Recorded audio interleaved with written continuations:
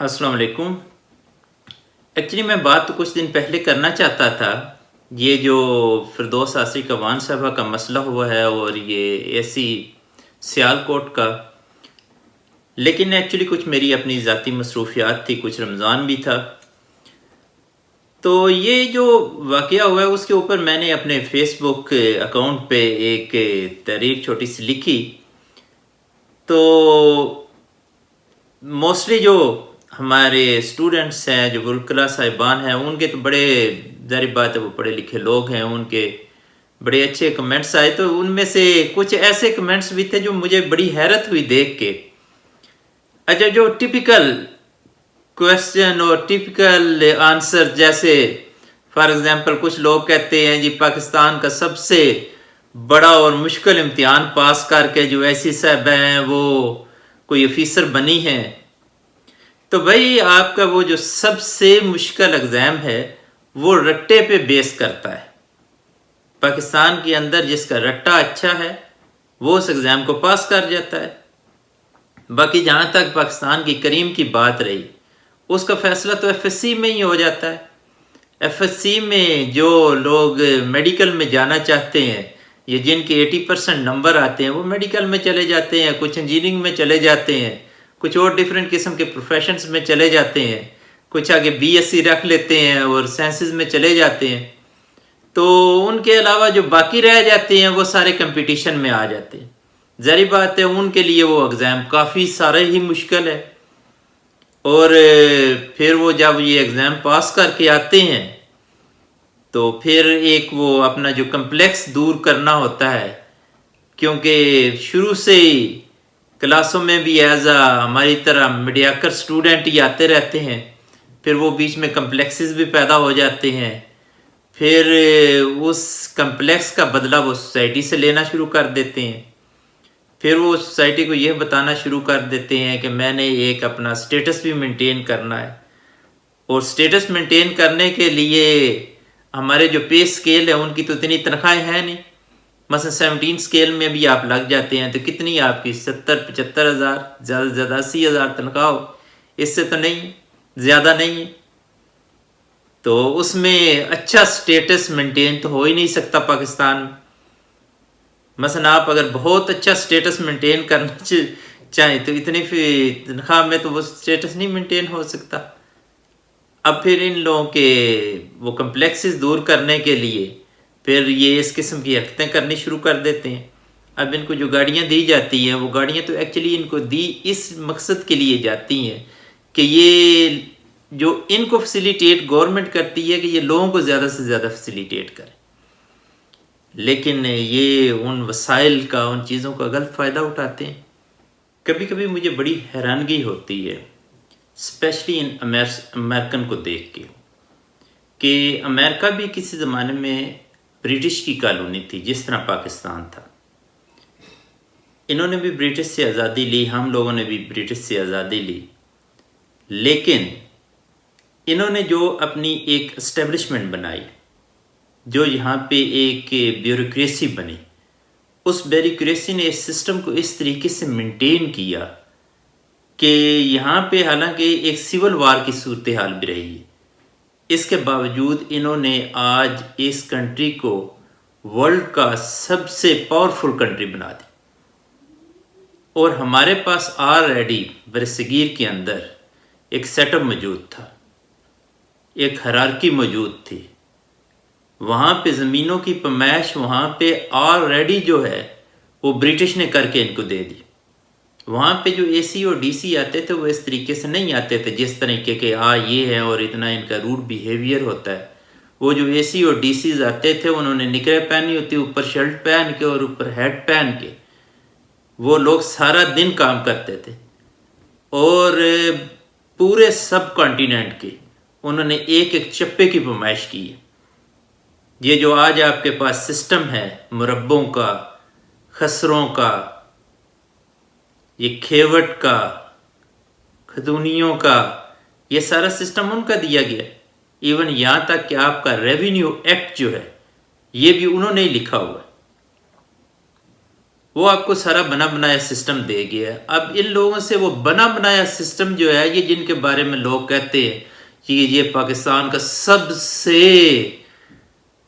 مشکل امتحان پاس کر کے آیا، وہ جو سب سے مشکل امتحان پاس کرنے والے ہیں ان سے وہ ریونیو ایکٹ کی سیدھی سیکشن نہیں پڑھے جاتے. ان میں سے 20 لوگوں کو ایسے جانتے ہیں جن کو یہ نہیں پتا کہ اس سیکشن کو فلاں سیکشن کے ساتھ ملا کے پڑھا جاتا ہے. یہاں پہ میرا خود اپنا تجربہ ہے، یہاں پہ بہت سارے اے سی اور ڈی سیز کے ساتھ. میں اوور آل کی نہیں بات کرتا، بہت سارے لائق لوگ بھی ہوں گے، لیکن میجورٹی انتہائی نالائق ہے اور صرف شعبدہ باز اور کسی نہ کام کے. ان کے پاس آپ کام کی صورت میں جاؤ تو وہ آنکھیں اٹھا کے ماتھے پہ رکھ لیتے ہیں. بس تم لوگوں کی اتنی اوقات ہی نہیں ہے کہ تم اپنی آنکھیں اٹھا کے ماتھے پہ رکھ سکو. تم لوگ ایک میڈیاکر سٹوڈنٹ تھے، میڈیاکر سٹوڈنٹ کے بعد تم لوگ رٹا لگا کے تو ادھر آ. کتنے سٹوڈنٹس ہیں جن کے 80% سے اوپر نمبر ہوتے ہیں اور وہ آ کے تو کمپٹیشن کے پیپر دیتے، وہ تو دوسرے پروفیشنز میں چلے جاتے. ان پورے بیوروکریٹس کی اگر آپ نمبر دیکھتے 10% بھی ایسے لوگ نہیں ہیں ان تمام بیوروکریسی کے اندر جنہوں نے ایف ایس سی کے اندر 80% نمبر لیے، اور 90% کی تو خیر میں بات ہی نہیں کرتا.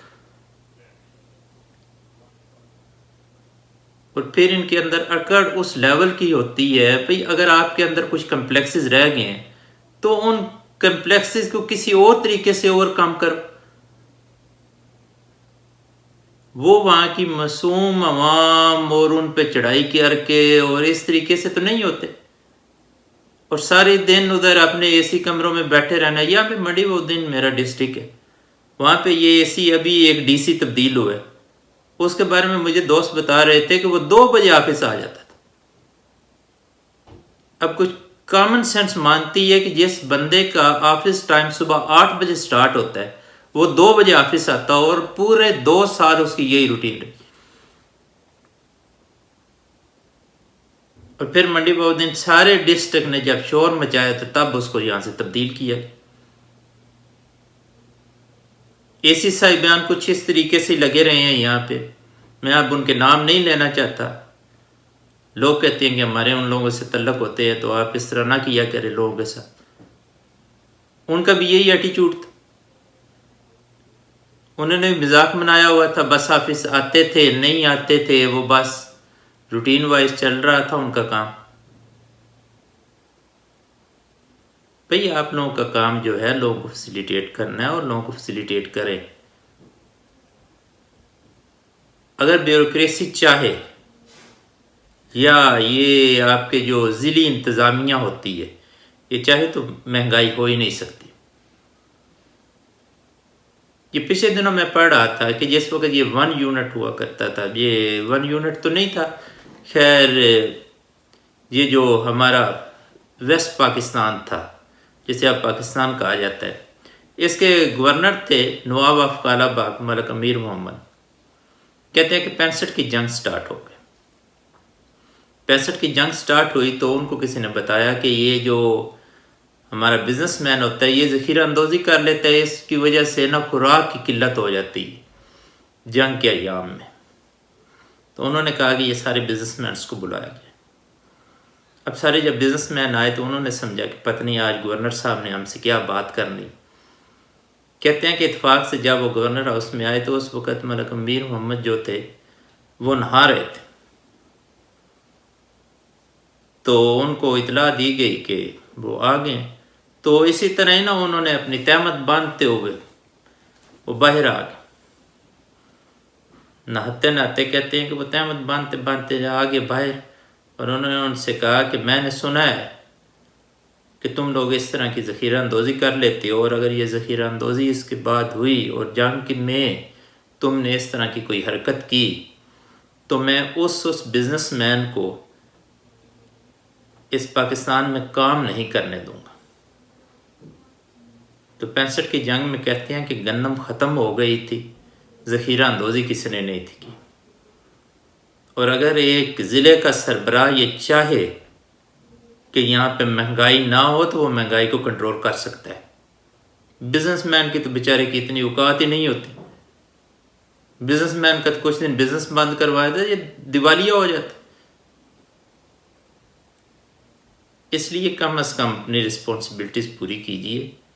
اور یہ خواہ مخواہ کا نا یہ شعبدہ بازی کے سیاستدان نکمہ ہے اور کوئی بیوروکریٹس بڑا اچھا ہے. بیوروکریٹ یہاں کا سب سے زیادہ نالائق ہے. اگر بیوروکریٹ نالائق نہ ہوتا تو مائی ڈیئر نیب کے وہ پیسے جو ہے نا وہ ایک فیک کمپنی کو نہ دیے جاتے. آپ لوگوں کو سیدھے ڈاکومنٹس تو پڑھنے آتے نہیں. انڈیا کے ساتھ آج تک جب بھی ٹیبل ٹاک ہوئی وہ ٹیبل ٹاک کرنے کے لیے تو بیوروکریٹ سے گئے. کتنی دفعہ آپ ٹیبل ٹاک میں ان سے جیت کے آئے. وہ جس طرح جو چاہتے ہیں وہ آپ سے بنوا لیتے. اس کا مطلب ہے کہ آپ وہ ان دستاویزات کو صحیح طریقے سے پڑھ ہی نہیں سکتے.